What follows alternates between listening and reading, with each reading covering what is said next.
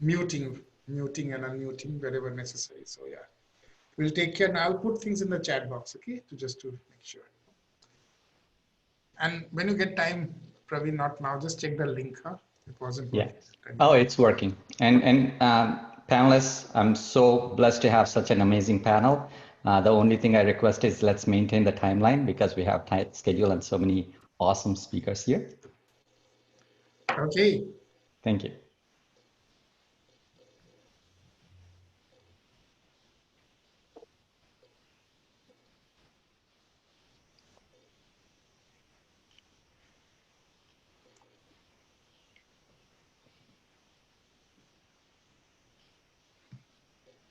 Okay, just started broadcast.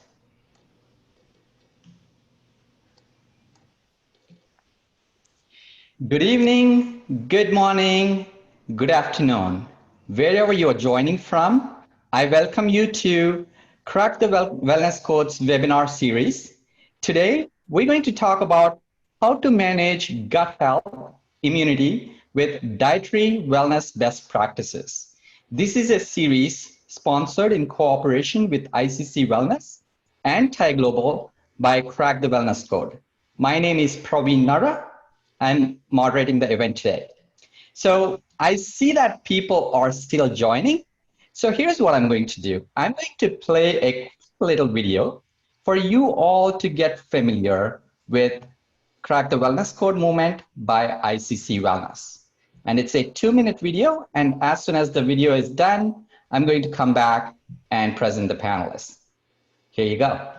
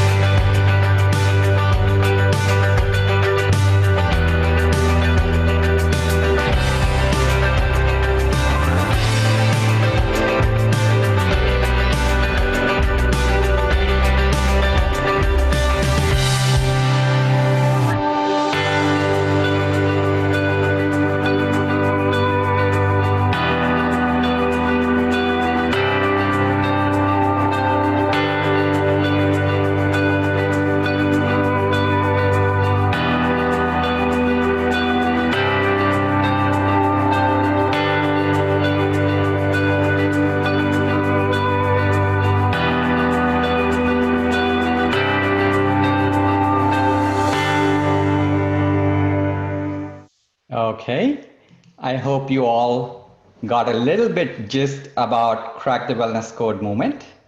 And I see that a lot of people have joined in. We had one of the highest number of people registering in for this event from all over the globe, actually. We have people from India, we have people from America, we have people from Europe and other places too. So before we get started, here is the topic of today. Today, we are talking about managing your gut health and immunity with dietary and wellness best practices. And this series, for those of you who just joined, it's a series of webinars organized by Crack the Wellness Code in collaboration with ICC's Wellness Movement and Thai Global. Our goal with this series is to bring really valuable wellness insights for entrepreneurs specifically. And we have a great list of panelists today, along with the chair of Thai Global, Mahavir Sharma, whom I'll introduce in just a little bit. So before we move on, today you're going to learn about immunity and gut biome health. And this, you're not going to do by taking medicine or pills. You're going to do this by better wellness and dietary practices. And we have put together a team of panelists who share with you only evidence-based information. This is not philosophy. This is like hype. This is not just speculation. It's evidence-based, tested and proven system. And we are also bringing in the therapies both from the Western world and Eastern world and giving you the best of the both worlds. And it's not just this event. We have many events on Crack the Wellness website. You can go to crackthewellnesscode.org/all events. We have events for seniors. We have events for youngsters. We have events for entrepreneurs. We also have events that are happening locally. This is not just a webinar, it's a movement. And our goal with this movement is to improve and enhance the lives of all of us here today. And this is the 42nd free online session. So we had a ton of information shared with the audience already.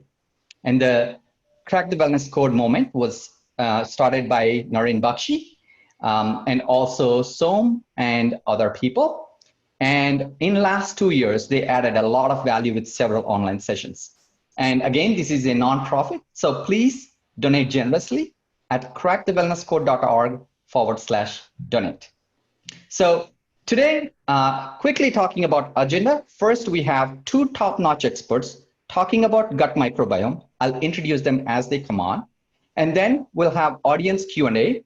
We encourage you to ask as many questions as we can because we'd like to make this an interactive session and serve you. So the better we know about your questions, the concerns, the topics of your interest, the better we are able to answer those questions for you and also put together programs for the future to come. And then we'll have a healthy cooking recipe by Gayatri Schoenberg, a nutritionist. And finally, we'll have yoga by Dr. Sachin Deshmukh and flute by Dan Megan. So before we move on, I just need to share this disclaimer and waiver of liability. So you can read the whole thing, but basically it says that this is an education-based information. We are not establishing a doctor-patient relationship with this, and take all of this with a grain of salt. So I'll let you read this, and then we will move on to panel discussions. Thank you. With that, let me introduce our panelists. First and foremost, I'd like to invite Mahavir Sharma, Chair of Thai Global, to say a few words. To give you a little bit background about Mahavir Sharma, he's a serial entrepreneur. He's been part of many businesses and social organizations. He's passionate about angel investing, leadership, and mentoring. He currently holds many key positions. I would not be able to talk about all of them, but I'll share with you the top three.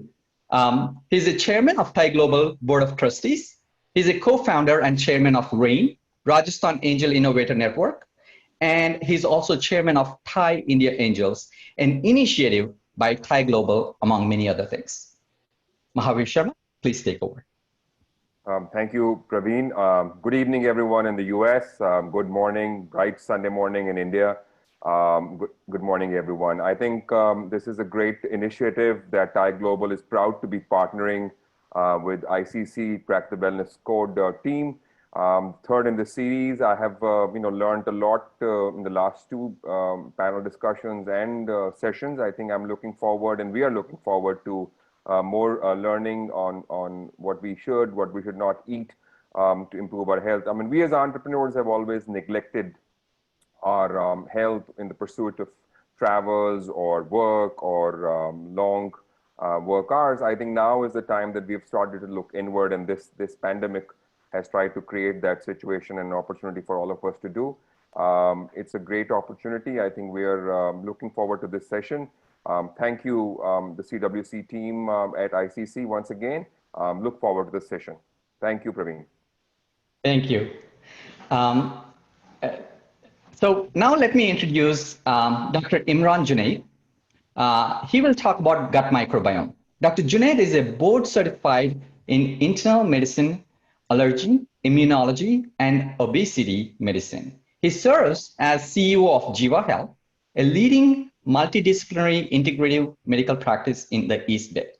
He's also a CMO of Digby Health, a leading precision digital therapeutic company utilizing microbiome and DNA analysis to improve health outcomes for numerous people. Dr. Junaid, please take over. Great. Are you presenting, Praveen, or do you want me to present the PowerPoint? You can present it. Got it. Thank you. Give me 1 second. All right. Are you able to see my screen? Yes. Okay, perfect. So thank you, Praveen, for moderating this session, and to the Cracking the Wellness team for inviting me to talk about the microbiome. This is a really big topic, and I'm going to try to summarize sort of the highlights of what the microbiome is, what affects the microbiome, and how we should be approaching improving our health when it comes to the microbiome. So, we have had a human-centric approach throughout our history, where we believe that we were unique individuals, that our DNA is better than others, and our species is more superior on this planet.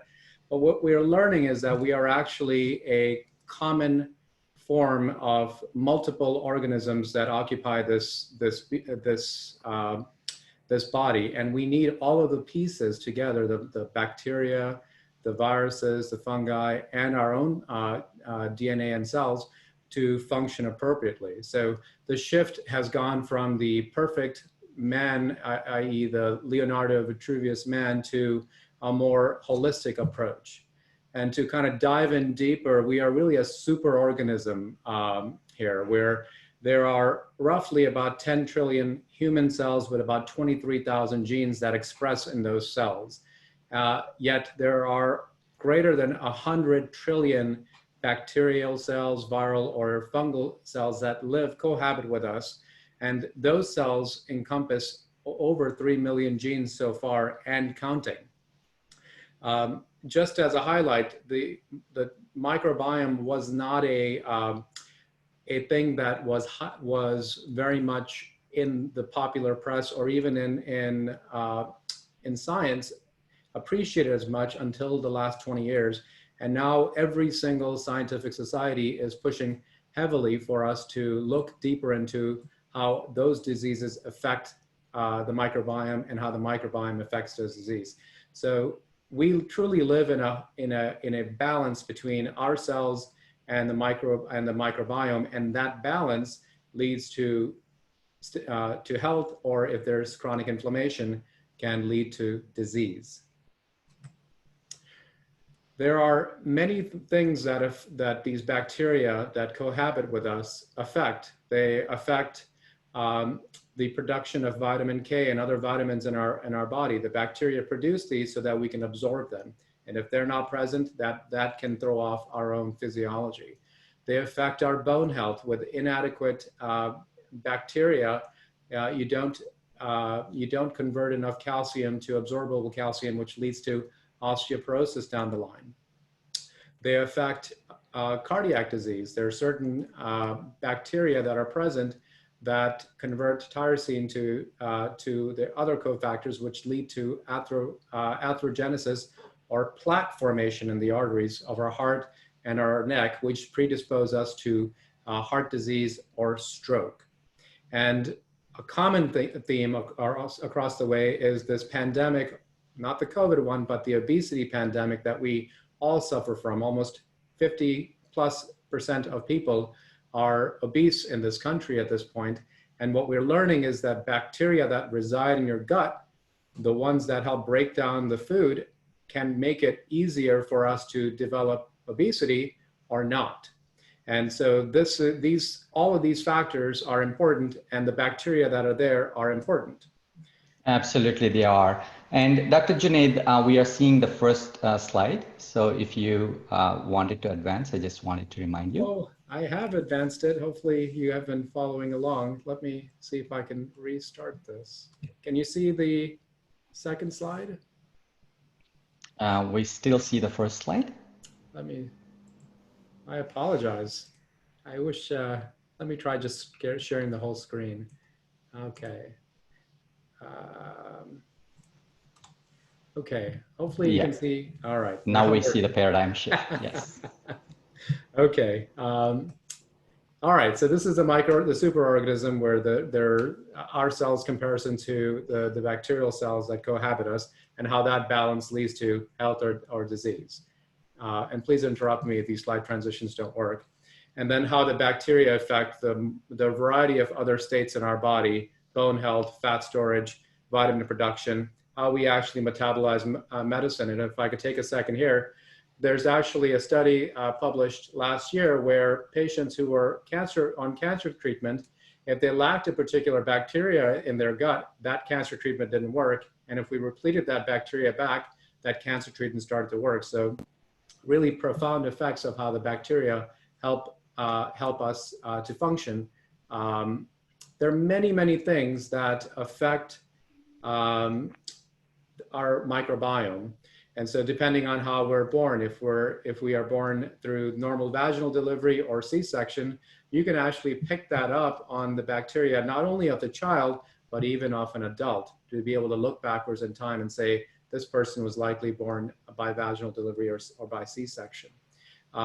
Where we're born is also very easily decipherable based on our gut microbiome. So an individual living in China who's eating a different diet than an individual living in Europe or in America will have different microbiome, a different abundance of certain bacteria compared to those areas. Of course, if we use antibiotics, that is an indiscriminate killer of all of our bacteria. So that can greatly alter the bacterial content in our body. And then aging, there is a senescence that occurs with aging, and that there are linkages that you can get premature aging effects because of the bacteria that are changing in our body. And certainly diet and exercise are actually beneficial for improving the right type of bacteria in our guts. There are many, many companies now that are in this space that are able to take a stool sample either by a swab or a collection in a vial and run a detailed analysis of the different species of bacteria that are in our gut. And some of these have come and gone, like Ubiome went bankrupt last year, but there are a plethora of new labs opening up every single day.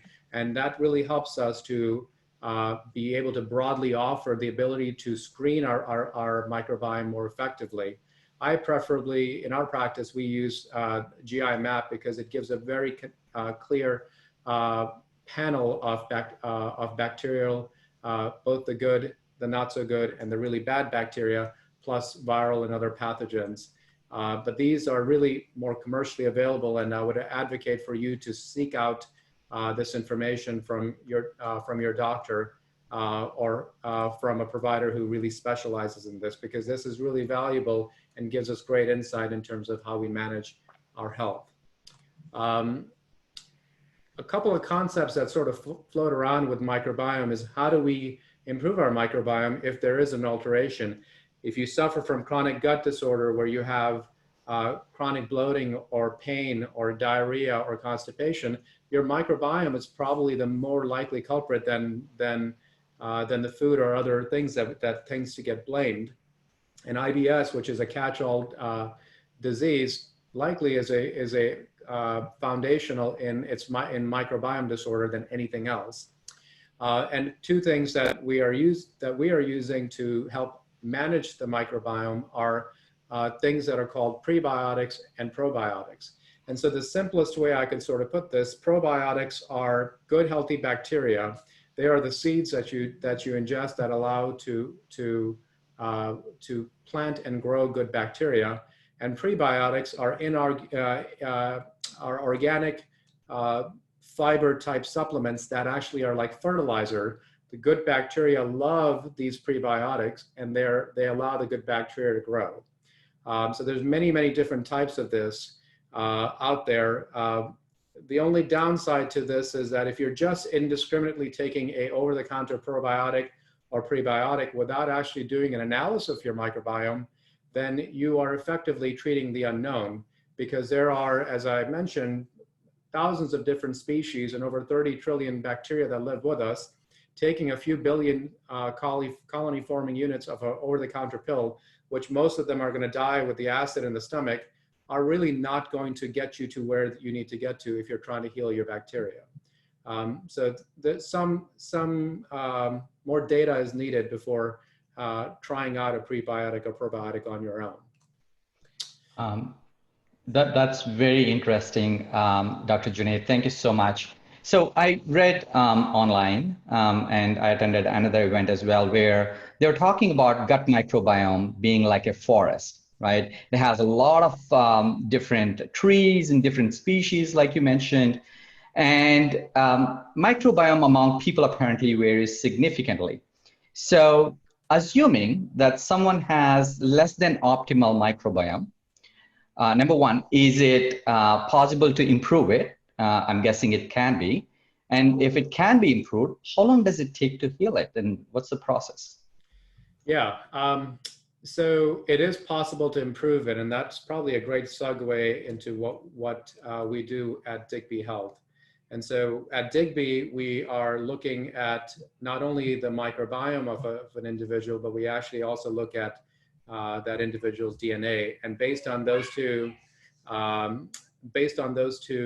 data points, we're able to create an algorithm of food intervention. So we give folks what we call their superfoods to help promote the growth of good bacteria, to promote better diversity of that bacteria and return that person to health. In addition, a provider can also prescribe the right type of probiotic based on the deficiency that you're seeing in your microbiome report, as well as the right type of prebiotic to support that probiotic seeding properly. The time frame for this change is in the matter of months, and then there is a certain amount of maintenance that is required, because if you go back to your previous high processed, high fructose type of diet, or have high stress or other things that are interfering with your microbiome in the first place, then you're going to fall back in the same track. So there is some level of maintenance and maybe repeating of that data to look at how we're going to maintain that over time. Awesome. Thank you so much, Dr. Junaid. This is such an amazing content, and I'm sure there's a lot more you want to share and we want to hear, but because of the limited time, I'm going to move on to the next speaker, but great information. So thank you so much. Thank you so much. Awesome. Now let me invite Dr. Vivek Shanbhag to talk about gut health and immunity. So Dr. Shanbhag is going to add a few more perspectives on top of what Dr. Junaid has added. Dr. Vivek Shanbhag is MD of Ayurveda. He's a California licensed naturopathic doctor with 30 years of experience in Ayurveda as doctor, professor, and best-selling author. Dr. Shanbhag is the founder and director of a team of 6 integrative health experts at Natural Medicine Ayurveda Clinic and Academy in the Santa Ana area in San Jose, California. And he was recently awarded for excellence in clinical practice and teaching. Dr. Shanbhag, please take over. Thank you, Praveen, for that very generous introduction. And thank you, Crack the Wellness Code team for inviting us to do this presentation. I'm very fortunate to be in company of a very educated and experienced professionals here.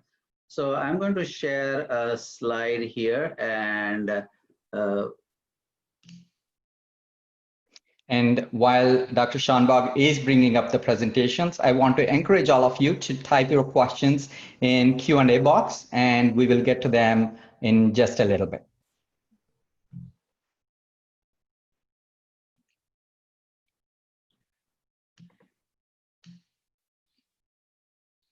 So I'm sharing the slides, and then it should be. Yes, we see your slide, fine. Okay. So we'll be talking about gut health and immunity for dietary and wellness practices. And being aware of the short time that we have, I'd like to share certain dietary and wellness practices that people can start implementing right away as soon as this presentation is over. And Ayurveda has been talking about how to use dietary and wellness practices to improve immunity, which is discussed in the language of Ojas. So immunity is discussed in the language of Ojas in the Ayurvedic Sanskrit language, and gut health is discussed in the language of Agni. So I will talk about the dietary best practices for immunity or improving the Ojas. And specifically in today's time of compromised immunity causing to leading to pandemics, this is very important and practically necessary for us. So here are some dietary and wellness practices, and people are welcome to take a picture of the screen here. So at our clinic and also at our academy, this is what we have been recommending in terms of dietary practices for immunity. A simple thing like filling a thermos with pure hot water and taking sips of hot water every 30 minutes, which helps to keep the throat moist and prevents virus infections. The second thing we have been encouraging both our patients and students is to use culinary herbs or spices like turmeric, ginger, garlic while cooking their veggies or grains or lentils. And finally, like Dr. Junaid mentioned, to avoid sugar or sweeteners, processed food, deep fried foods, or saturated animal fats. These are some simple practices that can help boost immunity. Now, there are clinically proven and evidence-based dietary supplements that can be used to boost immunity. And we have seen excellent results with standardized extract of curcumin, which is an active constituent from our haldi or turmeric. Then tulsi, which is a very common herb in Asia. And finally, guduchi, which is also known as giloy. So these herbs have been used in Ayurvedic medicine and also various herbal traditions and natural medicine systems for thousands of years. In our clinic, we usually use them in the dosage of 1,000 milligrams each daily because they are natural immune boosters, antiviral, and anti-inflammatory. And currently, there are lots of clinical trials that are being published with how they are helping in boosting immunity or Ojas. For people who do include animal products in their diet, we usually recommend fish oil about 2,000 milligrams daily because it's an excellent immune booster and anti-inflammatory. Again, with common sense, okay, that we all know, for wellness practices to boost immunity, everyone has to exercise, maybe on an average at least 30 minutes daily, sleep at least 8 hours, and very important is some mindfulness or relaxation to manage the stress. One practice that has helped many of our patients is to gargle with 1 cup of hot water, to which you add half teaspoon sea salt and 1/4 teaspoon turmeric.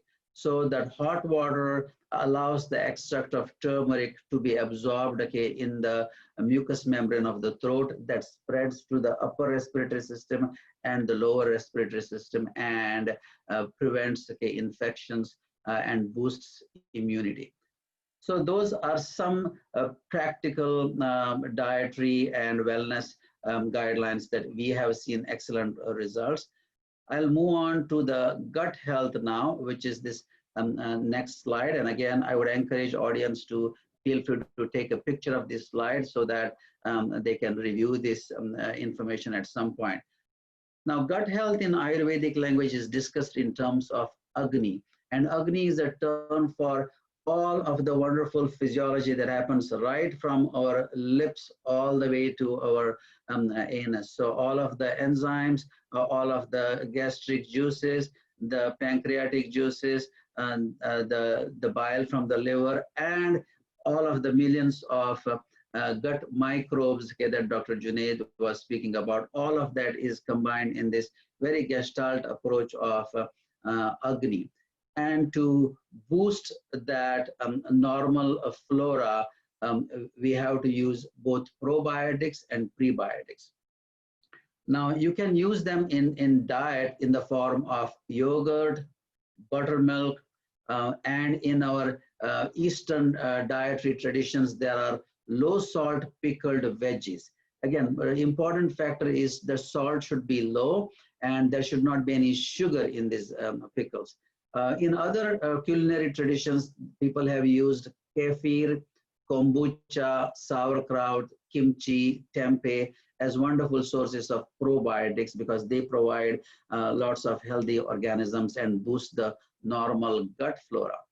Now, to help that gut flora nourish, you can use prebiotic foods like earlier mentioned banana, garlic, mushrooms, and onions.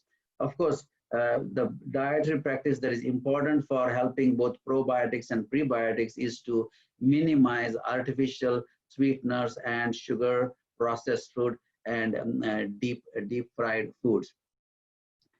We have seen our clinical practice, dietary supplements have important contribution to improving the gut health. And this is again evidence-based and clinically proven that extracts or standardized formulations of Triphala, which are 3 different fruits, which are shown in the picture here. They are known as Amalaki, Bibitaki, and Haritaki. It's very helpful in boosting digestion, reducing inflammation, and improving elimination of wastes and toxins. And along with that, 2 other botanical medicines that are very helpful, or dietary supplements that are very helpful, are bael and licorice. Finally, in wellness practices for gut health, we usually recommend intermittent fasting, where you can do 2 or 3 feedings during 9 a.m. to 7 p.m., about 8 to 10 hours, and then fast from 7 p.m. to 9 a.m., about 14 hours. And that usually helps in improving the gut health. Ayurveda traditionally is well known for its detox and rejuvenation protocols or treatments called as Panchakarma. And I'll take only about a minute to share some information about this very well studied and well documented protocol called Panchakarma, which is used for gut detox and rejuvenation. And Dr. Schonbach, can we finish it in Sure. 30 seconds? Thank you. Yeah, so this is a week-long program under guidance of doctors and nutritionists, and there are usually 5 steps that are used. One is mild fasting, then using nutritional supplements, using exercises and yoga, and then finally doing both upper and lower gastrointestinal detox with both Virechana and Basti therapies. So that's the presentation that I wanted to give. And we have had really good results with this, with our both immunity compromised and gut health suffering patients. Awesome. Thank you so much, Dr. Schonbach. And we have a lot of questions pouring in, and I'm going to start asking some questions. And feel free to, panelists, if there are specific questions that a single person has, feel free to answer those directly to that person, or share it with the audience as well. And one of the questions I'm seeing here is, Dr. Schonbach, you can stop the presentation whenever you're ready. I will do that. And is the gut microbiome testing, etc., available in India? That's one of the questions from the audience.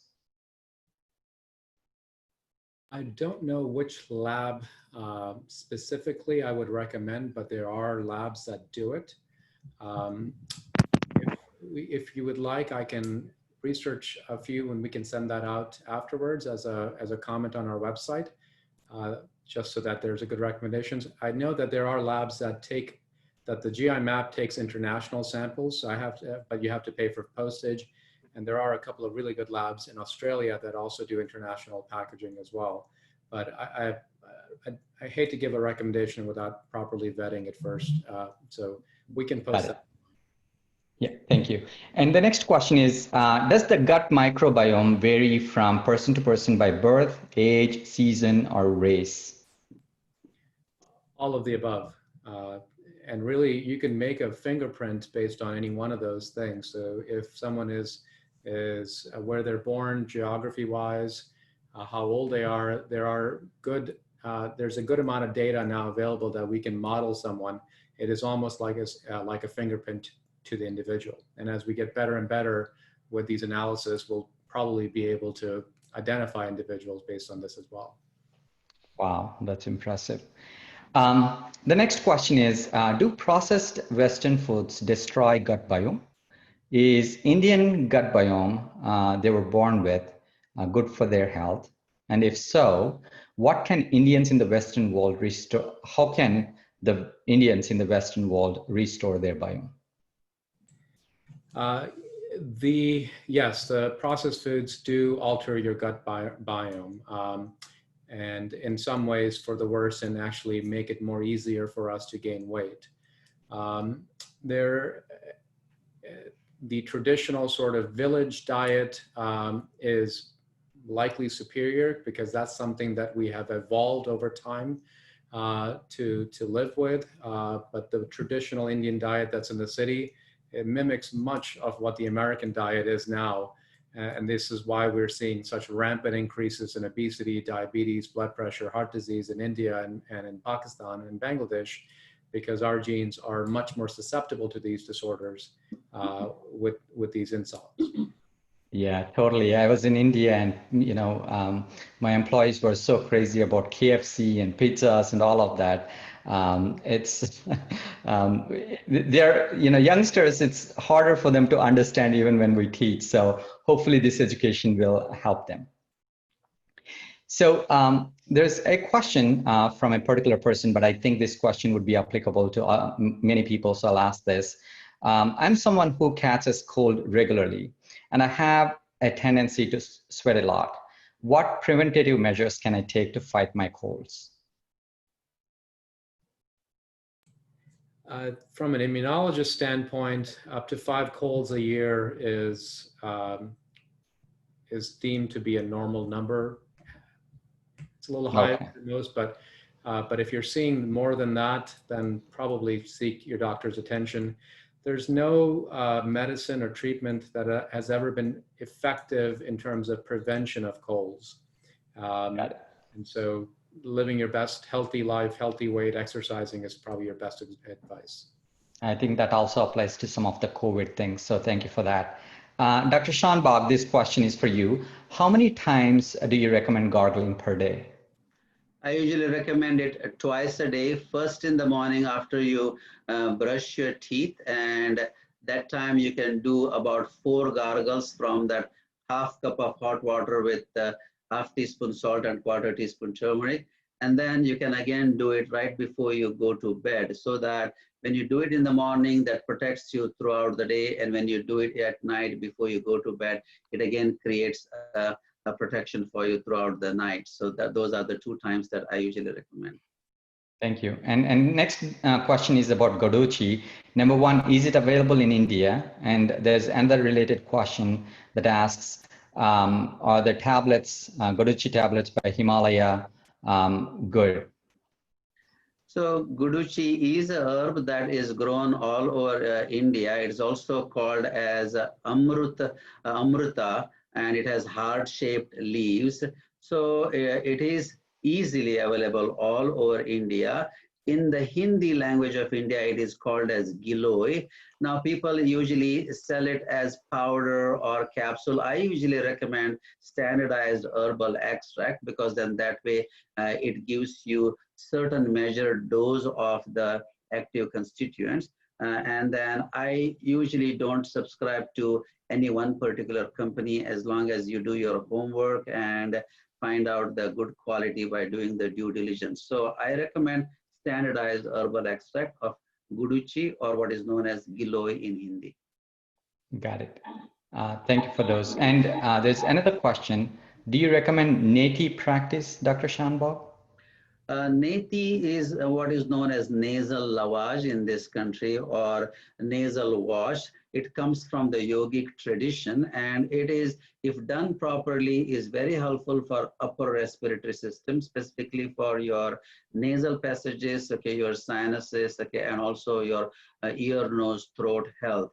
So if it is done properly, it's very helpful for preventing allergies, for preventing frequent colds, sinus congestions, and also headaches and migraines related to sinuses and nasal passages. Awesome. There's so many questions. I hope I can get through all these, but let me ask you a few more, and then I'm going to jump to poll and give opportunity to other panelists. Dr. Junaid, this question I think is for you. You spoke about prebiotic. Could raw foods help prebiotic?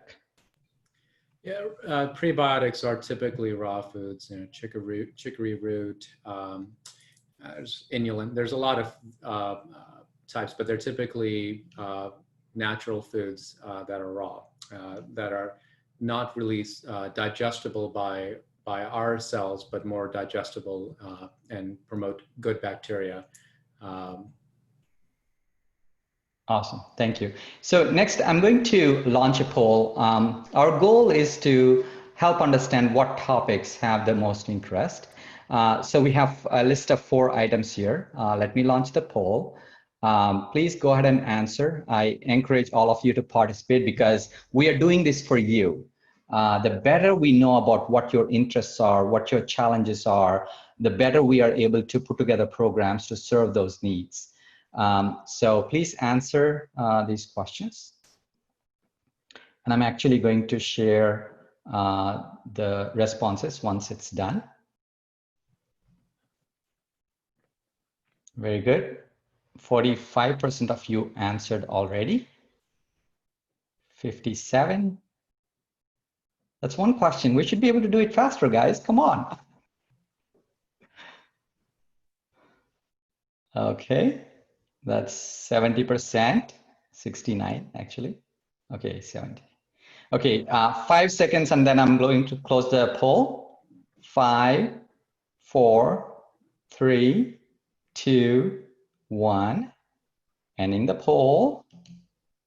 Okay, so that is the feedback. Thank you so much for that.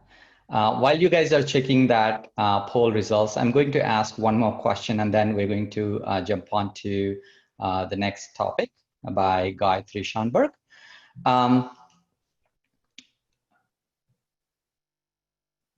Okay, actually, I'm looking at a few different questions here. Does gut microbiome influence mental health conditions like propensity and depression? Yes, there is a linkage there. The broader term is the brain-gut pathway is altered. So the most amount of serotonin produced in our body, which is a happy chemical that we use, and that's where a common antidepressant medications, the SSRIs, really work, is on serotonin pathways in the brain.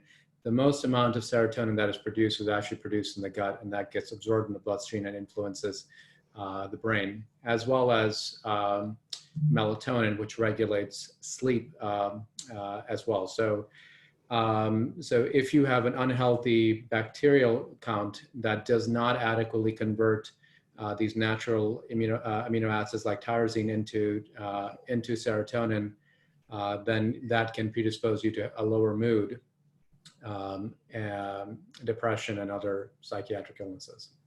Awesome, thank you. By the way, I'm seeing that the number of participants has only been going up. Usually in webinars, we see people coming in and then dropping off. This has been continuously climbing up and it has not dropped. So that shows that there is a lot of wealthy information in here. So thank you guys. I really appreciate all the panelists. So next, I would like to welcome Gayatri Shanbhag. As you can see, she's the wife of Dr. Vivek Shanbhag. And Gayatri Shanbhag is a nutritionist. She actually has MS in nutrition. And she graduated from Bastyr, I hope I'm pronouncing it correctly, University from Seattle. She has been practicing as a nutritionist and diet therapy consultant for last 28 years. And Gayatri taught Ayurvedic nutrition courses at Bastyr University, Whole Foods, and at Natural Medicine and Ayurveda Academy. Now, Gayatri is also a co-director of Natural Medicine and Ayurveda Clinic and Academy located in Santa Ana. I invite Gayatri now to share a cooking recipe. Hi, everyone. Thank you, Praveen, for that wonderful introduction. And, you already heard all information about how to practice a good gut health and boosting your immunity by Dr. Junaid and Dr. Shan Bhatt. Today, I'm going to give you what you can do at home, a very simple, very easy recipe that is being part of our Indian day-to-day life for ages. So as you know that after each meal, or mainly the lunch, we have been in India and in Ayurveda that we recommend having a buttermilk to help you promote your digestion. That is also for, with buttermilk is a very good source of a lot of good lactobacillus and bifidus. And I'm going to give you a simple recipe that you can do here with your full day's work. You can still do a simple recipe. Here you go. So this is for this summer right now, the herbal buttermilk for all body types. You take simple buttermilk, that is 4 cups of it, and add a little bit of ginger, which is very good anti-inflammatory and also is very good for digestion. And to that, I'm going to add coriander leaves, mainly in summer, because coriander is known for, one, promoting the digestion and also is very cooling for the summer months. And the next one is mint leaves. Again, mint leaves are known for cooling because outside is very hot. And buttermilk, the quality of buttermilk is a little bit of heating. To balance that, I'm going to add mint leaves and a little bit of sea salt. Put all of this in a blender and just blend it for 30 seconds and your drink is ready. That is like no need of cooking. And I just request everybody that, when you are doing any recipe with the buttermilk, yogurt, kefir, please do not cook that, because when you cook it, there won't be any good culture left.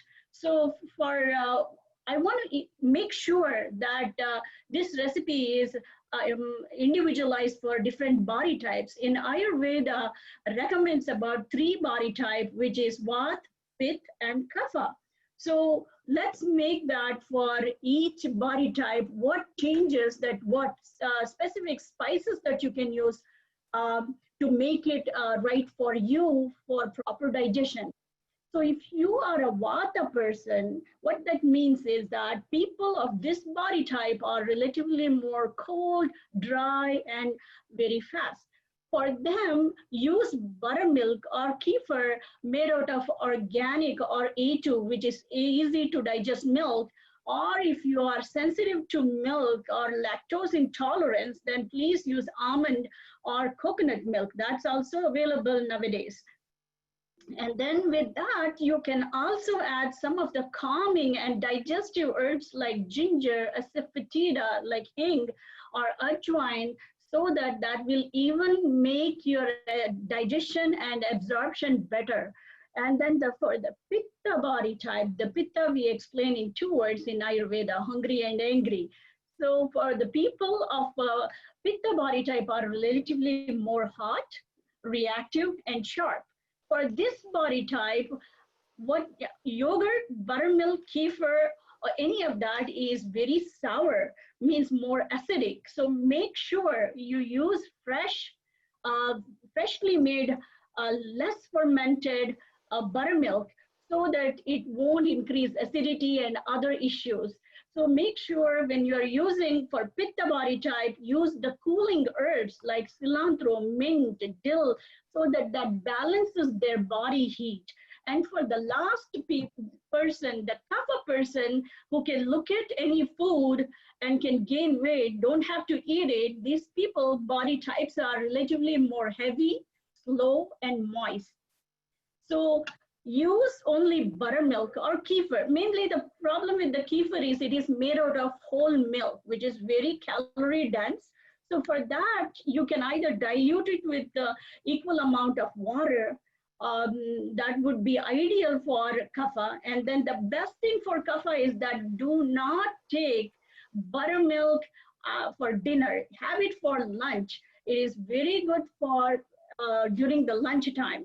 So use the herbs that are drying for a kapha body type, whether it's garlic, fenugreek, curry leaves, you can also add ginger there. So make sure you find out your body type, use the specific herb for your body type, and make sure the important thing with the buttermilk is that nowadays people, you see the sweet mango lassi and sweet mango, the other fruit yogurts and all, that is really a very bad combination of using the buttermilk. Please, if you want to use the buttermilk for improving your gut health, then do not combine with any kind of fruit.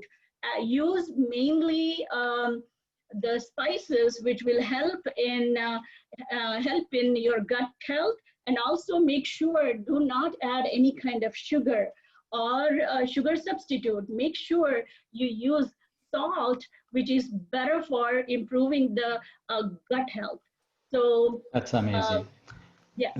Thank you, Gayatri Schanberg. That's a lot of helpful information with such a common thing that we take in India, but when you come to America and other Western countries, you kind of forget and you don't take buttermilk as often. So that's very helpful. Thank you for that. You can stop sharing your screen whenever you're ready. So guys, there are so many questions. I want to get to all these questions, but I know time is limited. So here's what I'm going to do. I'm going to have Dr. Sachin Deshmukh start his yoga practice along with Flute by Dan Magay. And then I'm going to actually follow up on all those questions. Here's also one of my recommendations. If you asked a question and if your question is not answered, please retype that question along with your email address. I promise to get back to you with an answer from the panelists after the webinar is done. But however, we're going to do yoga and flute first, and please stay towards the end. There are so many useful questions that are asked by people like you. So I think you're going to get a lot of benefit from it. So please type those questions along with your email address. With that said, let me introduce Dr. Sachin Deshmukh. Dr. Sachin Deshmukh is a yoga and Ayurveda expert. He was guided by Maharshi Mahesh Yogi. He's also an expert in meditation, mind-body, integrative health, and lifestyle modification. Dr. Deshmukh is affiliated with many esteemed organizations like ICC, YMCA, Hidden Villa, and others. He has also written books on fundamentals of Maharshi Ayurveda and backflower therapy. He also worked as an editor for 2 decades for a magazine dedicated to integrative modalities. And along with him, Dan Magay is an expert flute artist in modern and traditional jazz, classical music, Indian ragas, Brazilian bossa, and several other music specialties. Dan Magay is also an expert in saxophone, flute, and clarinet. Now I welcome Dr. Sachin Deshmukh and Dan Magay to perform yoga and flute.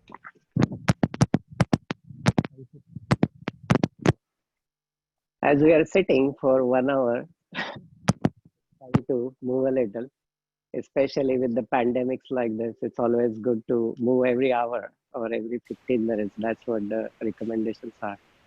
So usually the biggest message from the yoga and Ayurveda for us is that human body is built for movement, and the human mind is actually built for the bliss and the stillness. As you see now in the current age, it happens the opposite, that we sit whole day and our mind is spinning constantly quite faster pace. I always say that we are in Silicon Valley, so everybody is running. And um so I made a story, this simple one. So the man went to the God and said, I have everything here, but I need patience and give it to me now. So, so that now in yoga is the current moment. So let's close eyes for a second and then see what kind of thoughts come in our mind. So just the first 10 thoughts we observe them. Um, Dr. Deshmukh, may I invite you to keep the microphone closer maybe or speak a little bit louder? Sure. We can Can hear you can, fine, but the volume is a little bit lower. Can you speak now? yeah, can you hear now Yes. better? Yeah. Yes, now it's better. Okay.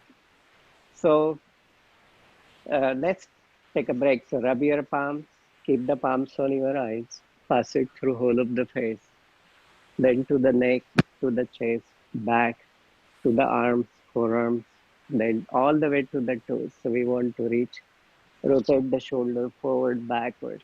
So how many people have the thoughts which were regarding the past, and how many had about the future, and how many have about what's happening now? So that's just the idea of yoga is all about being connected with mind body working together, and then also doing things in the moment. So breath is a very powerful connector, and then it has the whole 8 limb process. So that means those limbs are integral part of a yoga practice. So yoga is not just practicing yoga on the mat, but it also our attitude, how we embody the natural principles, law of nature into our being. And the sense of being is, I know my me is not me, but I am something more beyond that. So we'll start with a pose called as the mountain pose. So you bring the palms all the way to the side of the body. So you feel expansive and then you stretch it up. So in the frame you can't see, but my palms are like this, but stretched up. Arm behind the ear. So hold it chin parallel to the ground. So hold it for 5 to 15 counts and then twist it to the side. Slowly bring them down, ease the body. So again, so more you press the palms together, so the more you release the shoulders and the neck area. So one more time, so we breathe in, so slowly we will repeat the same and then we'll go to the side. So we'll go to the left, just go as much you can and then we will come back and then we'll go to the right. So hold it, so come back. We go all the way in the back, so we hold it and then we slowly come forward, so hold it to the shoulder and then slowly come back, so ease the body, relaxing, catch your breath. So do you feel a little better? Just moving a little bit. So that's really the magic of the movement. We'll also go through the little bit breath awareness and then we'll end with little 1 minute silent meditation. So let's take a deep breath and close our eyes. Locate both the palms right at the junction of the upper and the lower half of our body. And then just watch your breath.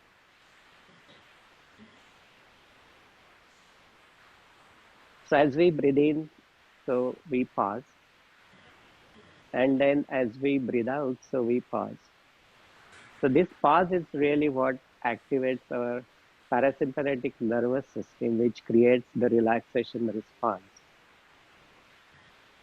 It also helps us to stabilize our mental activity. So if our mind is moving, when we pause, it gives us opportunity to tune in what's happening. And there are a lot of distractions outside, but there is deep calmness which we can tap in within ourselves. We are using affirmation for this time. So is the positive, strong, and then calm and strong. So as you breathe in, so think positive. As you hold, think of strong. As you breathe out, so think of calm. And then again, as you hold, think of strong. So keep your body relaxed, connect with your body. So to the toes, heels, knees and the hips, palms, wrists, elbows and the shoulders, lower back, middle back, upper back of the head, top of the head, whole of the face. Relax the chest, slide down to the belly and just flow with the breath. So you breathe in, pause, breathe out and then pause.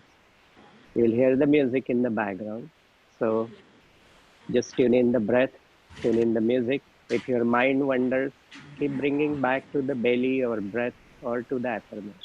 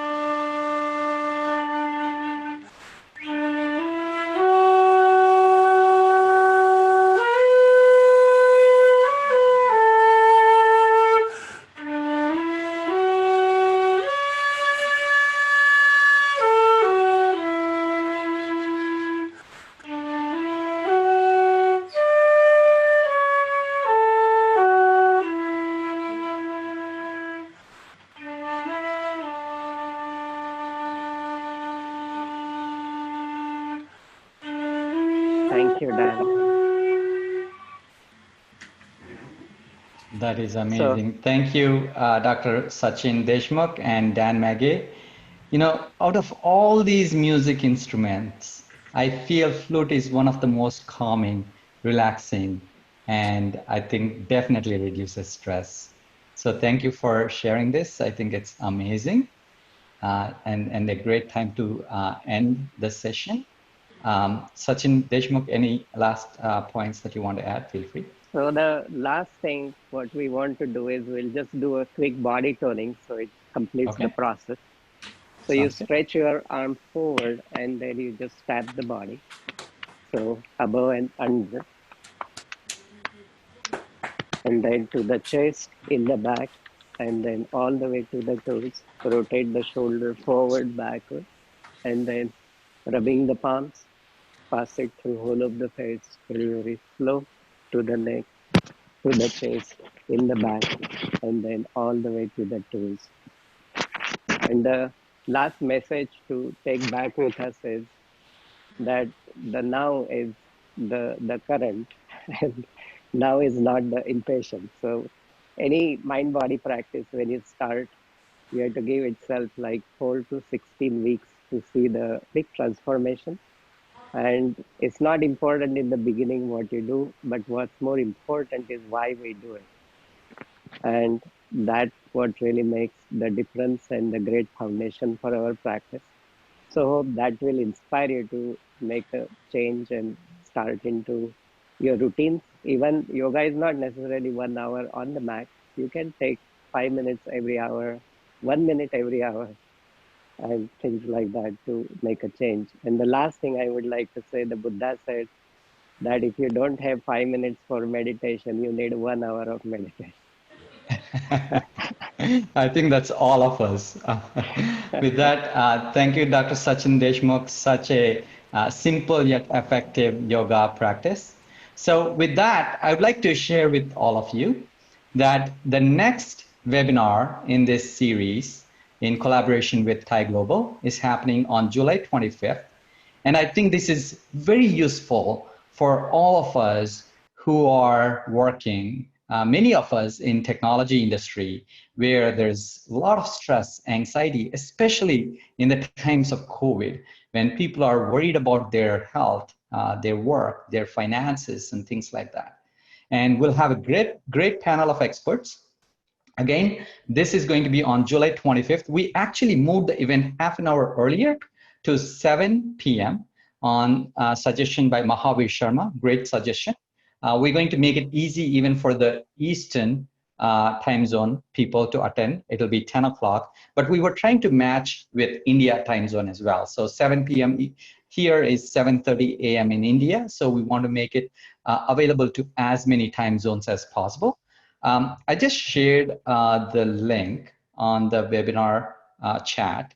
So if you can click on that link and register, I'm going to follow up with questions in just a minute. So let me share that one more time so that it is on your top of the chat. Okay, there it is again, the link. Please go ahead and register right now before you forget, because we are all busy.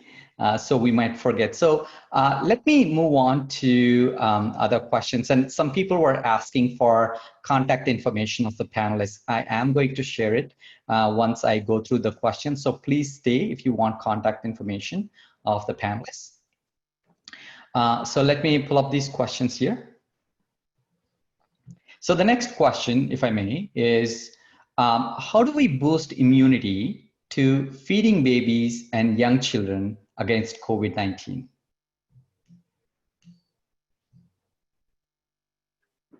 I don't think there's any data as of yet what is going to be protective for COVID at this point. The most important thing for kids, for young babies, is mother's milk. The antibodies that are passed through the mother to the child are protective against many different types of bacterial and viral infections. So my suspicion is that that's probably your safest and best bet, is to provide adequate nursing, at least through the first 6 months of life for a baby. Thank you. And this question is related to ladies. And do we have any remedy for hot flashes related to menopause? Ayurveda sees hot flashes as aggravation of pitta, or the heat metabolism caused by the hormonal transition that the ladies go through. And there are certain clinically proven herbs like shatavari that are used for this. And also another herb that is used and clinically demonstrated is Ashoka. So those are very helpful. Here in the West, there is a nutritional supplement called evening primrose oil that also is used. So some of these are very helpful in that hormonal transition symptom of hot flashes. Thank you. And the next question is, what is a good diet to follow to improve the brain-gut pathways? I think certainly some of the things that Dr. Shanbag's team has mentioned are really good recipes to adapt to your diet. Really, it comes down to understanding where your microbiome is at now in your life, what insults it has taken, what retained value there is. And so if you're interested in knowing where your microbiome is, do the test. And then using that data, we can create either a diet or other interventions to help improve it.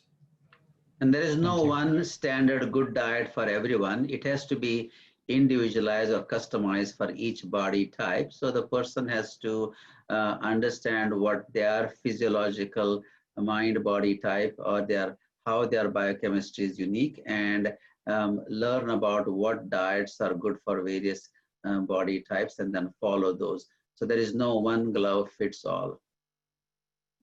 Got it. Thank you.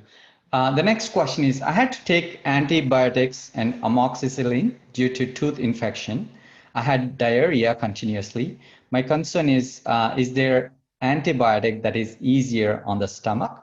And if so, what do you suggest? The antibiotic regimen has to be tailored to the bacterial infection that the individual is suffering from. So as I mentioned in the talk, antibiotics are really effective killers of all bacteria, both the good and the bad. And that's really the damage that is done when we use antibiotics too much or inappropriately. So certainly use antibiotics when you need them. Try not to get them when you don't need them. And if you are having effects secondary to those that are lasting, then that's something that a microbiome test will help us to determine and treat. And then after the course of antibiotic, it's important to replenish the bacteria or replace the bacteria by using prebiotics and probiotics that we discussed here, using yogurt or kefir or low salt vegetable pickles, and then kimchi, or even using herbs like onion and mushroom, garlic, banana. Those can help in replenishing them. Got it. Thank you. And I see a couple of, we are getting echo. I see a couple of people raising their hands. We have a lot of questions in the pipeline. So if you don't mind, and if you could just add your question, I'll get to them as soon as I can. I literally have at least 30, 40 more questions. I can't even count them. There is so much interest in people. I will thank you. Let me continue asking questions. So the next question is, can we use dosa, idli, daula, etc. as probiotic foods? Sure, dosa, idli, and any fermented is really good. But depending on, once again, I want to go back and find out your body type and then do it. If you are a pitta person and if it is a summer month, both are heat and then outside is heat, then too long fermented food does affect you or bother you, or that might not be recommended.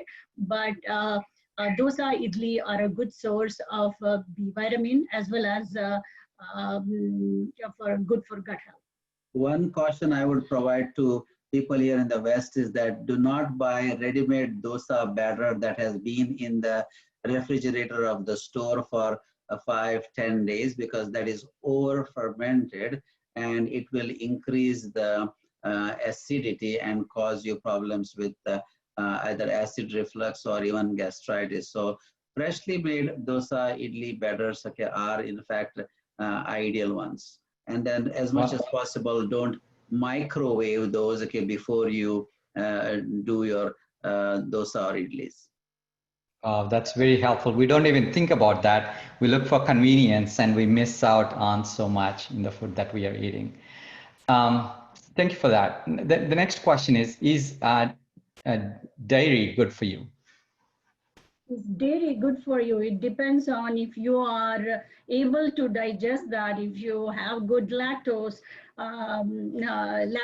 then sure, dairy is not at all bad for you. The best in dairy is still the buttermilk is known as best in dairy, or the ghee. For gut health, buttermilk is the best. So once again, depending on your body type, use the kefir or buttermilk. And for a person who can gain weight easily, dilute it and use it only during the lunch time, where you will be able to digest it before you go to bed in the evening. And again, try to go for organic or A2, because the dairy industry unfortunately has come far away from natural practices, and as a result, a whole lot of transformation happens, the more the processed the dairy is. Thank you. So, Gayatri, what's the difference between Kapha person, Pitta person? How do I know who I am? The best way to find out your body type is by doing the test, or by getting to know, by doing a consultation with the Ayurvedic doctor through their pulse, to their tongue. Complete evaluation of that person's body will get to know what your mind body type is, which is Vata, Pitta, Kapha. And then after the mind body type, because of your lifestyle, because of the environment, the stress, and the dietary habit, there could be imbalances, or in Ayurveda, we call it Vikruti. So then usually we recommend, that's how you find out your body type as well as your imbalance. Another shortcut to get a just quick idea is, nowadays there are on internet a simple questionnaires to give you a preliminary idea. But if you have many health problems and symptoms going on, then the questionnaires don't help, and you usually need evaluation, and that evaluation is done in 8 different steps. Thank you. And how do vegans increase their gut biome? It's the food that we eat. It need not be dairy that the microbiome comes from. I think this is the lactobacillus, which is common in dairy, is not the only bacteria out there. It is one of the most common one out there, but that can also be found in other sources. So if you're a vegan, if you're a carnivore, you can still have a good microbiome. There's no one diet that leads to a healthy biome. So Thank with you. that, kimchi, which is all vegetarians, vegetables that are fermented, or kombucha, are the good source of vegan, for you to use. And then they can also use now fermented coconut water, which is pure vegan source. Thank you. And I see that almost 75 to 80% of the people are still online. We are 16 minutes past the time, but the number of people staying on shows the interest. So I'm going to continue asking questions at least for 10 more minutes. So feel free to stay on and wait for your question to be answered. I cannot promise it because there's so many questions. Hopefully we can get to your question very soon. So let me ask the next question. What are mudras? How do they work? And what's the best mudra for lowering blood pressure? I don't know if that is related to gut biome or the topic today, but that's a question I just asked. That's more of a yoga question. So mudras are using any body parts into a specific position and then creating the focus onto that area. So obviously there are many benefits of mudras. Traditionally explained that different mudras reflect on different internal organs and they reciprocate certain response.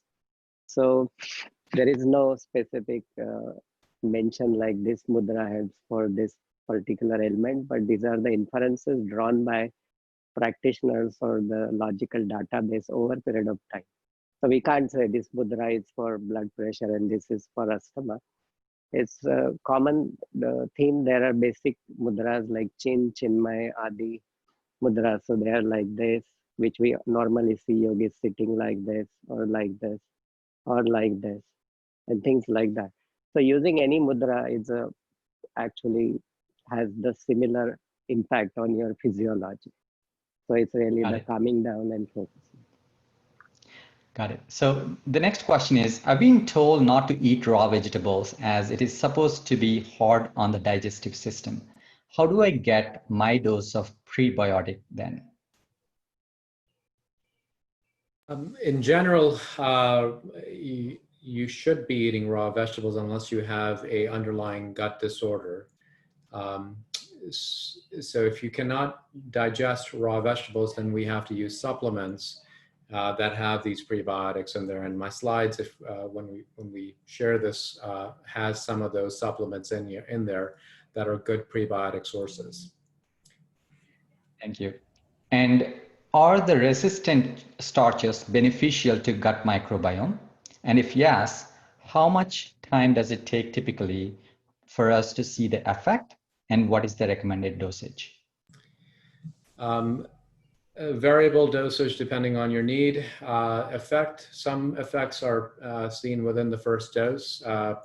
We tend to use a proprietary four blend that we call 4Biotic in our practice, that we dose at nighttime because it increases production of serotonin and enables better sleep for most patients. Vivid dreams is a side effect that can be seen. In terms of migration of an improvement in microbiome, that can take weeks to months before you see that change on a report. Thank you. And the next question, is the Indian kanji helpful? How to make, how much to consume?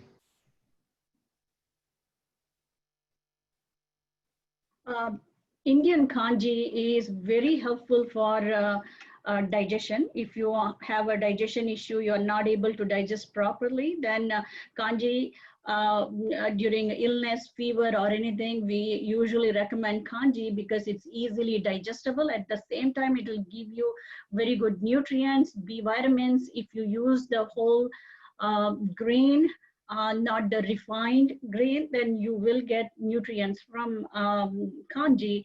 Kanji is basically you cook whether it is rice, whether it is millet, finger millet, which is called as ragi.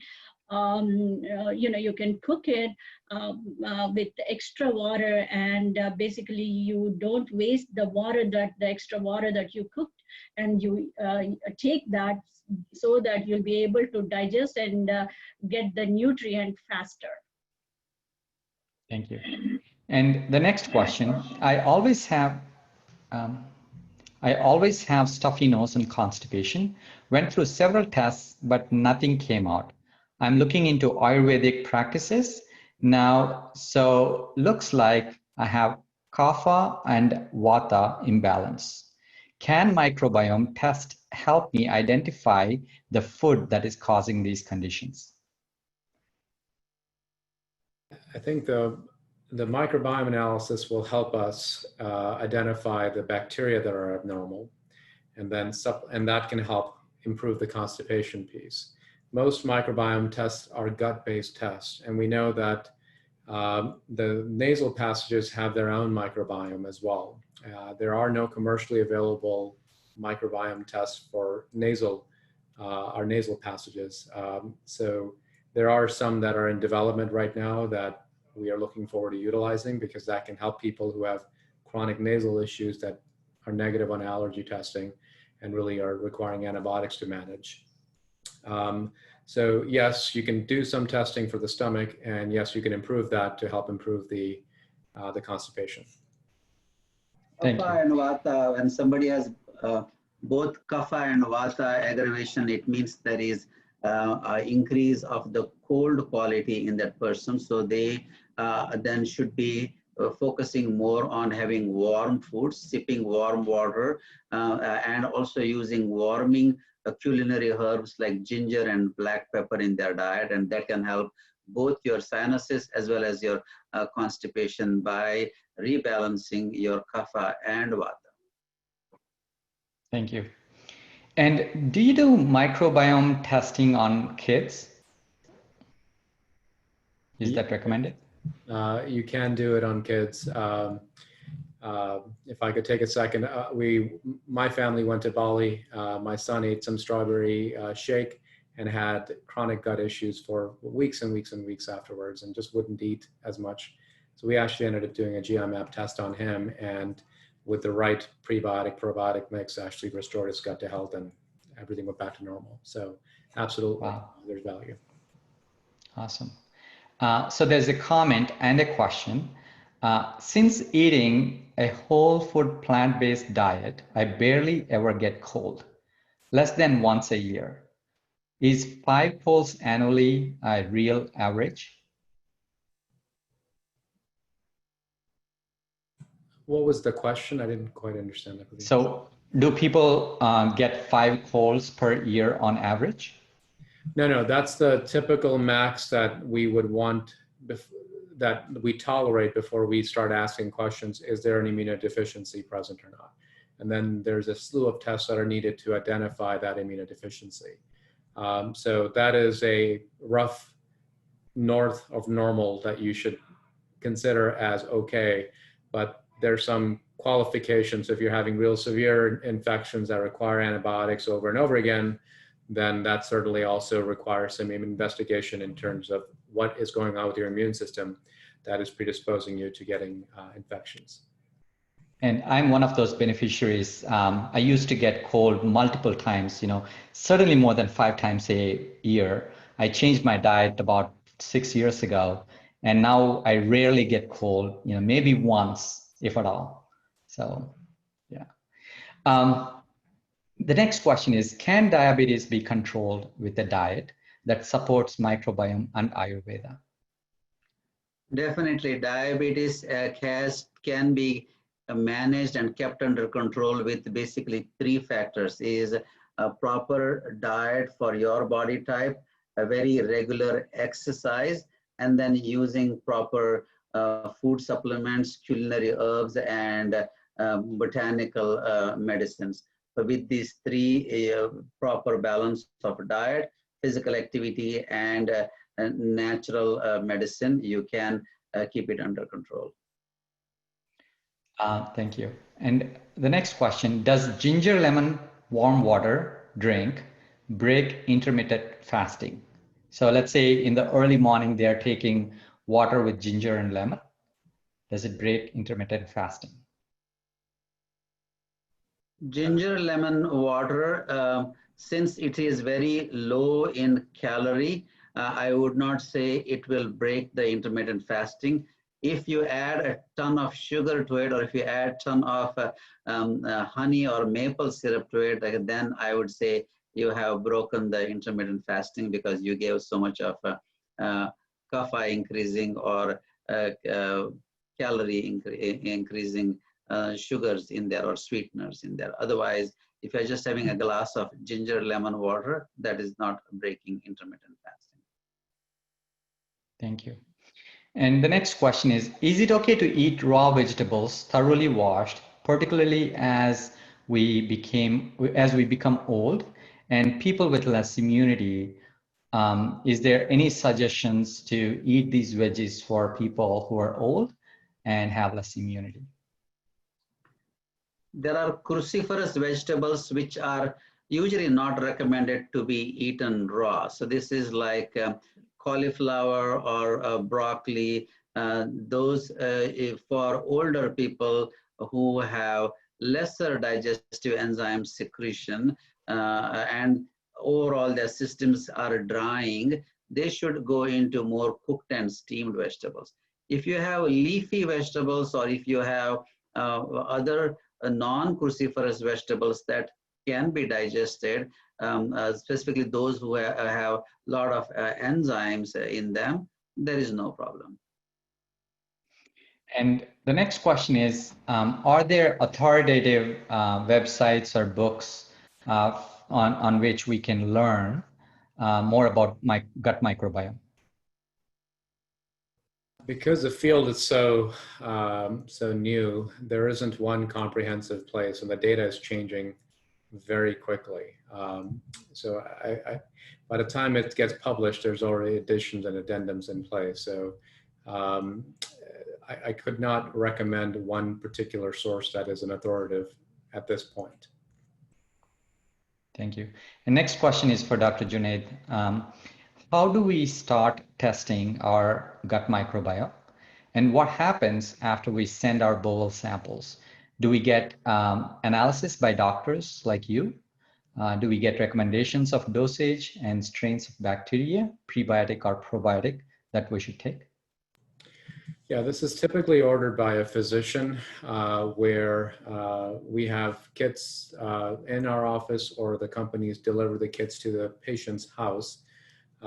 We order it. Some of these are covered by insurance, some are not, and they're out of pocket. after you get the report back, it does require interpretation and a treatment plan. And that interpretation is really based on a consultation with your provider, because we need to understand what clinical symptoms we are trying to link with the microbiome. And that will determine what outcomes we're trying to improve. Got it. And this question is again to you, Dr. Junaid. Do kids born in the Western countries like America to parents of Indian origin have reduced gut microbiome compared to kids born in India? Yeah, kids born in this country are basically, Indian kids born in this country are equivalent to any other child born in this country, because the parents are effectively eating a diet that is more Americanized. There are higher rates of C-sections in this country as compared to India, plus especially if you start with formula and the other diet that a typical child would get in school will effectively turn their microbiome into an American microbiome. So is it recommended that we continue to follow Indian diet after moving to America? Not necessarily, because it depends on how processed your diet is. If you are living the city Indian life in America, then that's basically an effective Western diet. If you are going farm to table, growing your food, eating it fresh, not nuking it in microwaves, all of these things that we tend to do living in a westernized world, that diminishes the value of the food and its impact on the gut. Awesome. Thank you so much. I have at least 20 more questions. It's been half an hour extra. There are at least 60% more, but I'm going to take a break. I want to honor the time you have given us. You've given us 50% more time than promised, panelists. So thank you so much for that. I'm going to share, there are multiple people who have asked for contact information of the panelists today. So here you go. I have given you the websites. You go to the websites, you'll find all the information and also phone numbers of each of the panelists here. For Dan Magay, you can search for Dan Magay Music on Facebook. The first page that comes up is Dan Magay's. So I do have more questions. I'm going to follow up with panelists after the event is done. And if you have provided your email address, I'm going to send a response back to you. Again, I did not introduce myself. My name is Praveen Nara. I am a co-coordinator of events at Crack the Wellness Code, and I'm also a founder and CEO of Tech.us. It has been such a pleasure moderating the session with such an amazing panelists. I look forward to doing more sessions, and I'll see you guys on July 25th. Hope you have registered for the next event. If you have not, please do. Again, thanks everyone, and have a great day. Thank you, Praveen, for wonderful coordination and wonderful arranging of this. Thank you. Thank you. Thank you, Praveen. Thank you, Praveen. Thank you. Bye.